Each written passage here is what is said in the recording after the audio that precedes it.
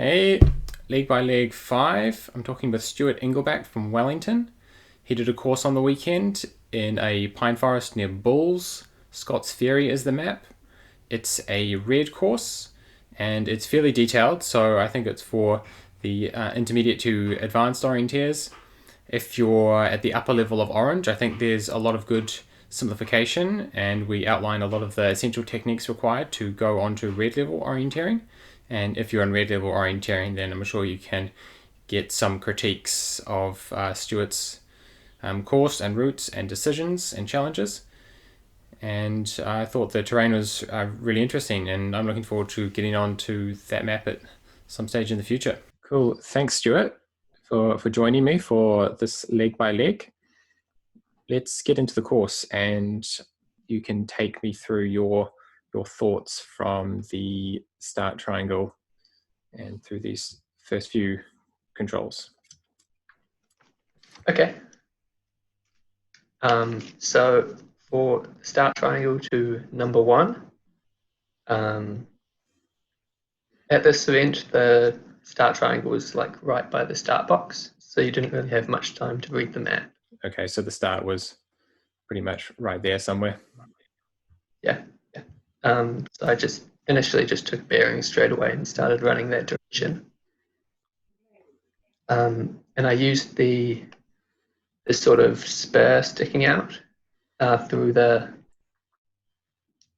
green stripes, the undergrowth. Okay, sweet. So that's just mapped as a form line. So it's kind Not of that one, low. the one Oh, by okay. the edge of the circle. Oh, this bigger one. Yeah, okay. Yeah, the undergrowth sort of, it was like a handrail feature, sort of. And then when you could see the spur sticking out, you knew when to turn in. So that edge between the white and the green stripe was visible? Yes, yeah. Okay, cool. The green stripe was sort of tussock grasses and such. Okay, cool. Very distinct. Yep. And so then when I got to that spur, I knew when to turn in, go through the green stripe, and then there was a nice, obvious re-entry that controls in. Yeah, so this guy here is a big catching feature. You couldn't overrun that. It should be quite obvious, the long reentrant. Yeah, and then even if you did miss that, there's a path right after it as well. Yeah, so that's a really safe catching feature. So you should feel pretty confident doing that aggressively. There's a pretty low risk of having a big problem. Okay, nicely done. Number 2. So number 2, I identified the big area of fight, the green, as a good attack point. And I used the sort of clearing on the way there just as a stepping stone to make sure I was sort of traveling the right direction on my compass as well. And then I followed it around past the sort of small hill you can see just on the edge of the circle. This guy here. Yeah. And here's where I made a little bit of a mistake. I sort of stopped entirely paying attention to my compass, and I let the green sort of drag me around to the left a bit. And as is quite common with sort of pine forest terrain, the flat bits aren't perfectly flat, right? They sort of undulate. A little bit lumpy. The knolls weren't, I didn't find the knoll to be entirely obvious. And then the trees sort of just blocked it. So I was sort of sitting around the edge of the left side of the circle. Yeah. And I knew it should have been about that far from the green. I just couldn't see it. And eventually I saw the hill on the further left on the way to 3. Oh, you could see this guy. Yeah. Oh, yeah. Yeah. And so when I saw that, I realized I'd been dragged a bit far too round and turned back. And then I spotted it and got it. Cool. Yeah. On to 3. So I think my area there was that I had a good plan up to my attack point. And then I just sort of hoped that I'd find it. Yeah, maybe it appears too obvious, and so you weren't concentrated enough in that Yeah. final section there. Sweet. Going to number 3, I followed the green around on the right side. So again, that's very obvious. Yeah, and then the point of where it changes from open to white to open, and it becomes quite a steep hill. That was very obvious, so I sort of used that as my attack point. And then I just skirted around slightly to the minor reentrant. So do you mean this very shallow? Yeah, just a shallow very shape small there. little dip. Yeah. And then the control was in the saddle, so I just popped up and got it. Yep. Nice. Yeah. Yeah. Going to number 3, I could see the spur sort of sticking out just below the number 8. Oh, you could see across over there. Oh, sorry, I noticed it on the map. Oh, yeah. Okay. Yep. And the open was all sand dune stuff, so I knew immediately that I wanted to get back into the forest. Okay, so this is too slow to run through. Yeah. We don't want to be over there. Consider it at all. Yeah. So I just went back down the hill part of the way back to 2. And I just took a bearing straight to the giant spur sticking out. Nice. I simply ignored all the other stuff. And then as I curved around that spur, there's the medium green colour by the 8 that sticks out in a line. Yep, that was my next stepping stone. And so I sort of went through that. Then there's the hill with the knoll and depression and such after that, inside the circle. And yeah, I just sort of carefully picked my way into that reentrant that the control's in. Right, so you've got this knoll there and another knoll, so maybe they were the 2 highest points, and you've got to come past them. I came slightly to the right, sort of on the right side of that second knoll, and then went up the reentrant. Cool, nice. Then to number 5, I tried to do it as straight as possible, just because in White Forest, like there's not, unless there's a big reason to, it's best to stick to the line. And so I curved slightly around that green bit, which I used as a stepping stone just to make sure I was going the right way. Yep. So they are sort of denser areas of trees, or is there like mixed forest there or something? They're a different kind of tree. If you think all the white is just big giant pine trees, then those were sort of lower. I don't really know trees very well. Okay, some leafy, bushy stuff. They were leafy green things, not pine trees.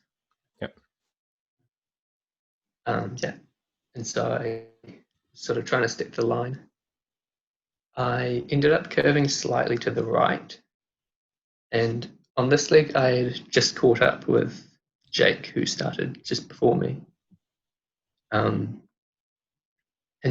I sort of got caught up in trying to run fast, and so like I was still reading the map, but I just wasn't focusing on everything, right? I think I was just simplifying it slightly too much.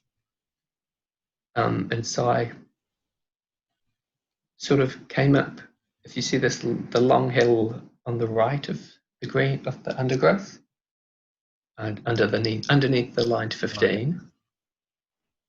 I thought, well, when I was there, I felt that hill was bigger than it was, than it looks on the map. On the map, it looks quite small, but I ran up it thinking it was the point coming into number 5.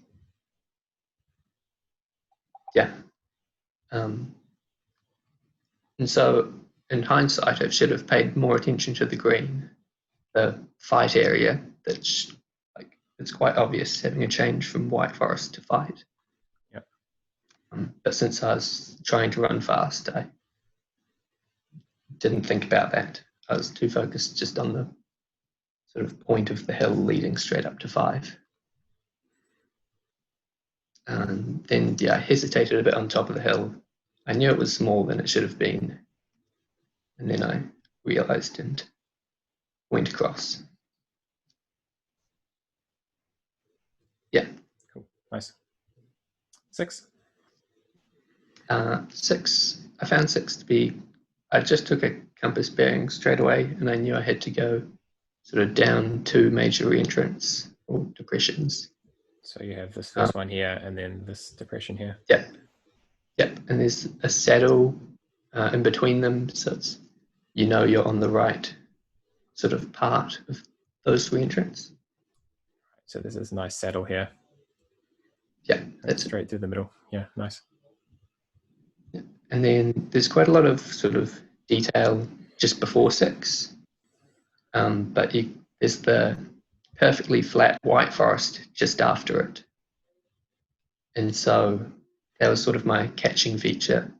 And I could see it was pretty much at the top of the hill, right? Yeah, the hilltops there. Well, top of that section of the hill. Yeah, there's a higher region there, but yeah. Yeah, yes. So I knew I needed to be to the left of the highest bit, but still sort of quite high. And then, I just kept on running. I knew the white bit would catch me if I screwed up. And I spotted the control. Nice. Then going to 7, there's this sort of line of hills. They're very easy to follow. Yeah. So I just followed them along. I was counting them off as well, just so I knew I'd gone far enough. There's sort of 3 major ones after the path. Yep. And then you need to slow down and check for the control. I ended up screwing up this control slightly. Because I'd been counting the hills, and so I knew I'd come far enough. And I saw the control over to my right, sort of 50 meters or so. But for some reason, I just didn't think it was mine. It felt like it was too far away from the hills. Mm-hmm. So I hesitated for a little bit, and then I couldn't see anything else. So I went to check it out, and it turned out to be the right control.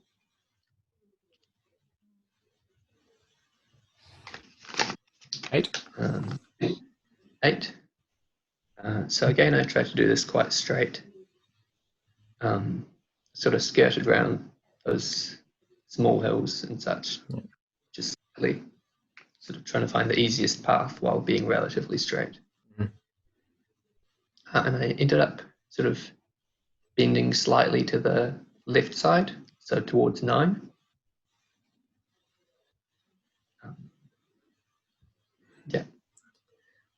But I wasn't too worried because it's distinctive vegetation boundary sort of across the white forest.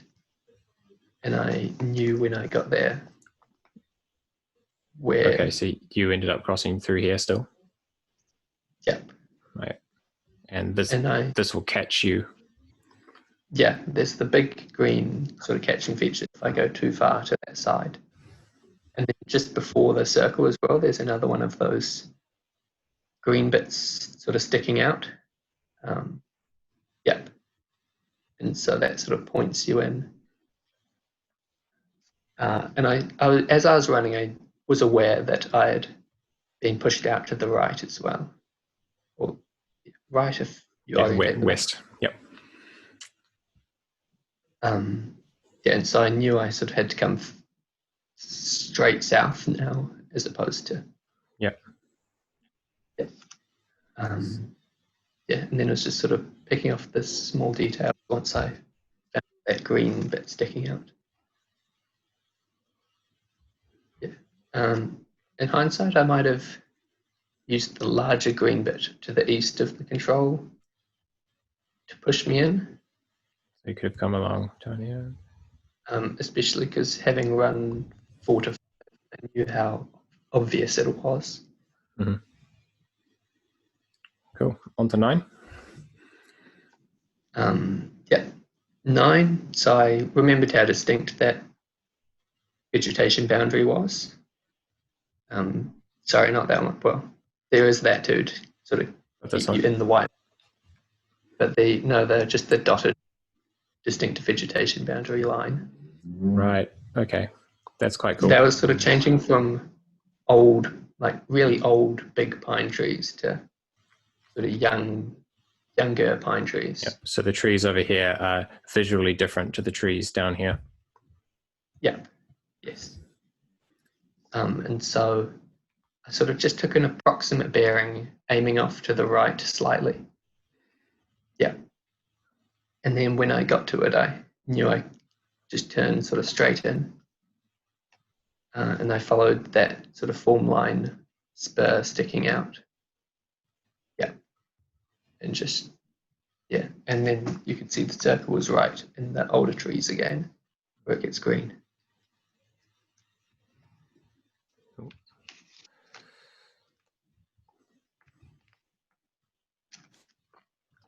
Longer one again?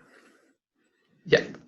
So again, I tried to go quite straight, but I think because I was trying to run sort of hard, my compass needle sort of wobbled a bit, so I ended up veering off to the right slightly again. I crossed the road, yeah, about where that extra bit comes out, and that long spur sticking out was very obvious when I crossed it. Yeah. And so I knew where I was heading from there. And then I actually made another mistake on this one, which I wasn't very happy about. I was sort of so convinced that I was doing the right thing and I knew I was looking for a hilltop just after a path. Mm-hmm. And so I actually ended up going to that hilltop, yeah, underneath the number 10. No. Again, I should have paid attention to my compass more, but I was so convinced that I knew I was going to the right place. Yep, similar hill, about the same size, 1 or 2 contours high. Yeah, it was very easy to notice once I got there, just because as soon as I got up to the top, up one contour, I could see the fence behind it and realized my mistake. Yeah, sweet. And then you could obviously see the other hill just to the side. Mm-hmm. Yeah.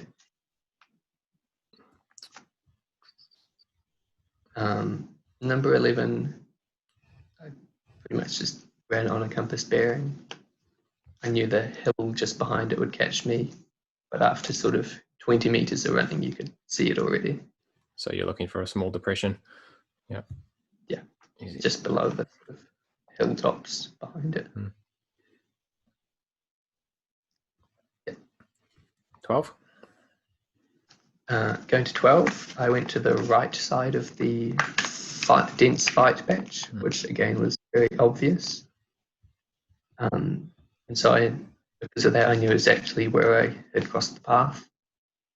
And then as I was running in, there's this form line spur sort of sticking out underneath the line that I followed along, I used. And then I could see the spur of the sort of hill right next to the control sticking out. Couldn't see this guy? Or this one, you mean? I meant the one above that, yeah. Yeah, and I knew I sort of need to be just to the left of that.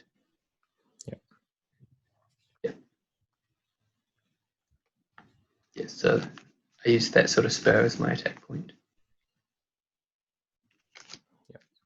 Nice. Then to 13, again, the green forest on the western side was very obvious, and I knew I sort of needed to stay sort of 40 meters or so away from it. So I can think of. So yeah, it's easy to sort of stay the right distance away. And so I just started running on a bearing at first, keeping that to my side, the right distance. And then you could, I didn't find I thought the contour to the west, like the slightly raised bit, yeah, I thought that'd be more obvious than it so was. it's lower going to one contour, higher. Yeah. Yeah. But on the ground, I didn't really see that much of a difference. And so as I was going along, I saw the hill just to the right of to east of the control, the one with the like clearing in the path next to it and such. Okay, so you could look across and see that guy as you were coming along. Yeah, and so then I had to end up turning in just slightly. Right. All good. Yeah. Cool.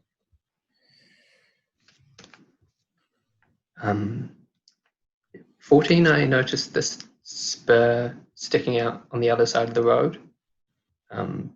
It's just a very obvious handrail feature. And yeah, I just sort of did a compass to the road and then saw the spur and just followed it along. And then, yeah, over the little saddle and into the control.